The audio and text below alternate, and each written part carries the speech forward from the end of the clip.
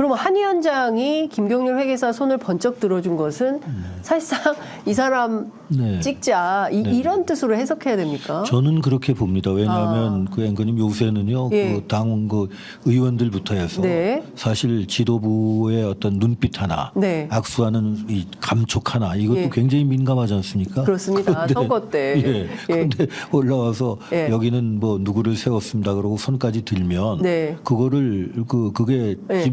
지명이 아니라고 생각하는 사람이 이상한 거죠. 예, 예. 네, 그러니까 본인의 그 행동 하나하나가 어떤 의미를 갖는가를 예. 몰랐던가, 네. 아니면 굉장히 이 다른 사람들을 무시한 거다. 뭐 본인은 본의는 모르겠습니다. 네, 예. 그런 결과를 초래한 겁니다. 예. 참, 마포울에서 16년입니다. 16년 네 번째 도전이면 16년 네. 도전을 하셨는데 네, 12년 예, 도전했죠. 예, 예. 네. 그러면 12년 네. 세 번 네, 도전. 네. 이번에 하면 네 번째 네, 도전. 맞습니다. 예, 12년.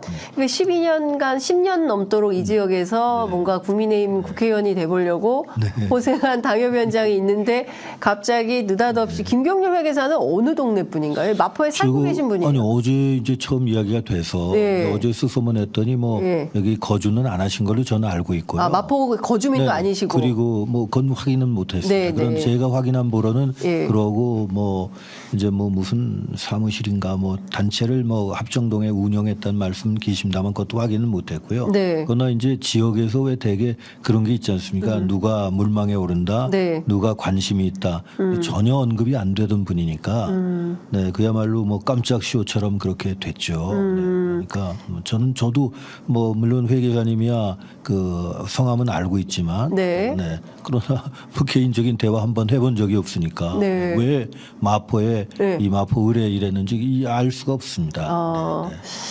혹시 이 사건 이후에 한동훈 위원장으로부터 뭐 전화가 온다거나 뭐 문자가 와서 사실은 뭐 이러이러한 저간에 사정이 있었습니다라고 혹시 설명하는 연락이 있었습니까? 없었습니다. 네, 없었습니다. 아, 예. 지금 이 순간까지. 지금 이 순간까지 없었습니다. 네, 또 네, 그렇습니다. 그 사실 그 처음에 한동훈 위원장이 국민의힘 사상 최초로 네, 시스템 공천 제도를 도입했다. 이렇게 이제 굉장히 강조를 해서 발표를 했는데 이것도 사실은 한 위원장이 와서 한 거다. 네. 엄청난 어떤 혁신. 네. 국민의힘 내부에서는 새로운 도전 뭐 이런 차원에서 설명을 했는데 뭐 이렇게 되면 사실상 그토록 내세웠던 공정과 상식에 상당한 훼손이 되는 거 아닐까요? 저는 당연히 그렇다고 봅니다. 네. 지금 말씀처럼 오늘 이제 공관위에서도 굉장히 당혹스러웠다는 보도도 봤습니다만, 네. 그러니까 이게 이 정치의 어떤 그 메커니즘, 정치의 생리 이거에 대한 조금만 이해관계가 있다면 네. 정말 뭐 지금 비대위원장이란 것이 평시를 취하면 당 대표인데 네. 당 최고 지도부가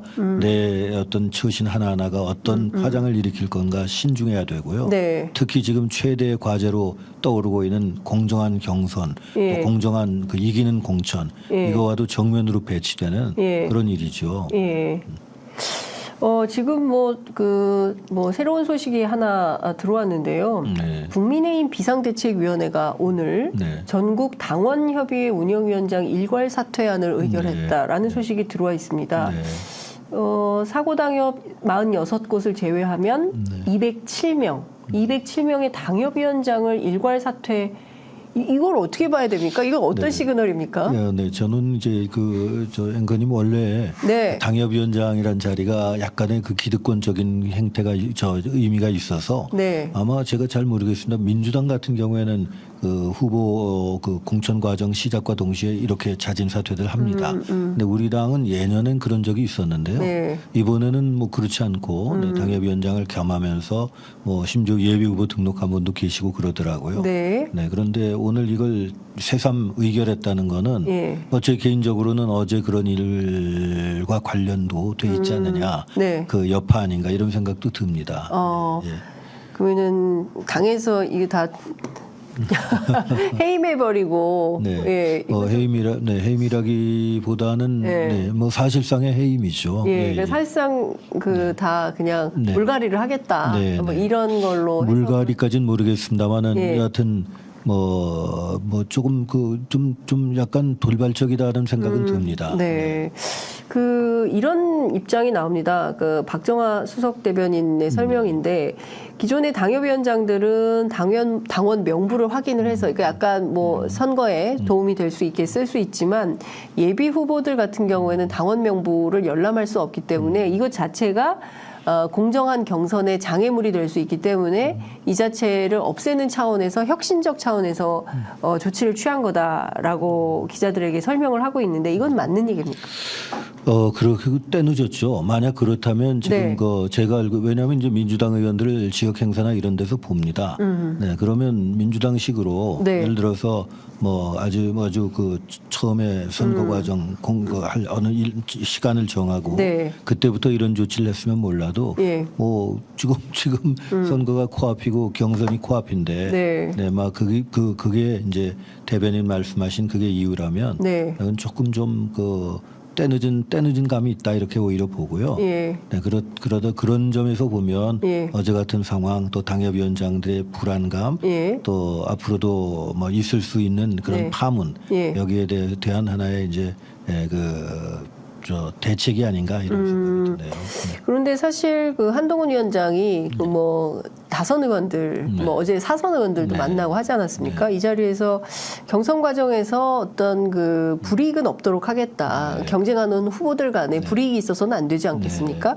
근데 그런 차원인데 그리고 또 이제 정영환 공관위원장께서도 공천은 룰에 따라서 절차에 따라서 진행을 하는 것이기 때문에 누구 특정인에게 어떤 불이익이 있을 것 같지는 않다라고 주장을 했는데 지금 이 상황은 어떻게 되는 겁니까? 그러면 마포을에서 김경률 회계사하고 그 의원님하고 같이 경선을 하게 될까요? 아니면 어떻게 될까요? 상황은 고심하고 있습니다. 저는 이제 지지자들 중에 양쪽으로 나뉘는데요. 네. 그래서 지금 제가 오늘까지 고민하겠다고 했습니다. 하나는 저희가 그 경선 준비를 해왔고 네. 뭐 정말 당당하게 하자 또 해볼 수 있다 이길 수 있다는 분들이 계시고 네. 또 한편에는 이제 이거 뭐 그 들러리 경선 아니냐 예. 이런 주장도 있으셔서 예. 제가 여러 가지 좀 살펴보고 예. 결정을 해야겠습니다만 분명한 것은 이제 저희 입장에서는 해답을 보여주고 문제 풀라는 거예요. 네. 해답을 네. 보여주고 나서 1번이나 2번을 선택하세요. 이런 격의도 했으니 꼬리도 했으니까 네. 네. 이건 뭐 어쨌든 간에 불공정한 출발선상에서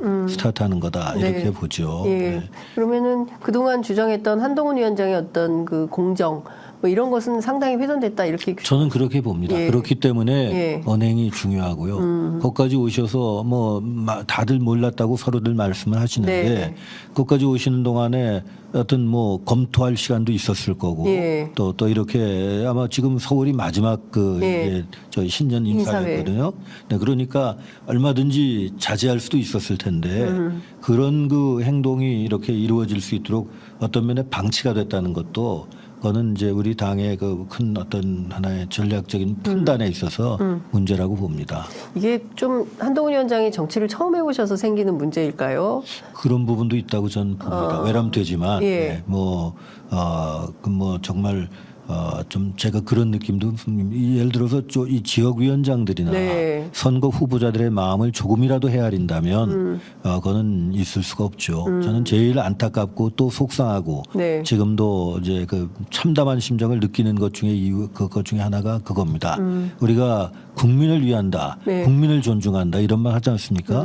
국민 존중하는 거가 최상의 목표입니다만 그 이전에 네. 당원도 존중하고 예. 그 이전에 원외 현장에서 고생하는 원외위원장들도 헤아리고 그 이전에 동지들의 아픔도 이렇게 생각해 볼 수 있는 이런 분위기가 돼야 되는데 네. 이건 뭐 당원을 무시하고 당협위원장 무시한 거라고 저는 볼 수밖에 처사다. 없고요. 그래서 뭐 그런 전화도 오고 네, 뭐 위로도 받고 그랬습니다. 네. 근데 왜냐하면 사실 지난 강서구청장 보궐선거 때 그때도 경선을 하긴 했었거든요. 네.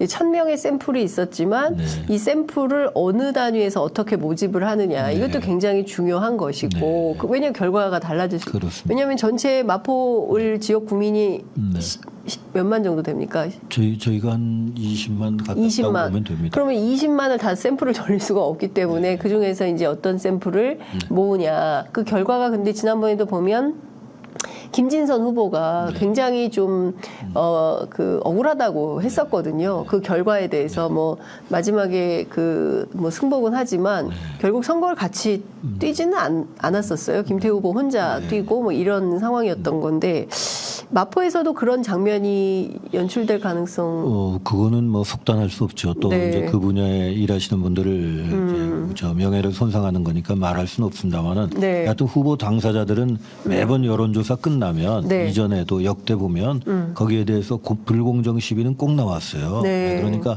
더 엄정하고 더 조심해야죠. 그러나 예를 들어서 그 저는 뭐 일반 시민 80% 네. 우리 당원 20%인데 그 당의 최고 지도부에서 네. 나는 이 사람 좋다. 그 공정한 경선해라. 이게 앞뒤가 안 맞죠. 네.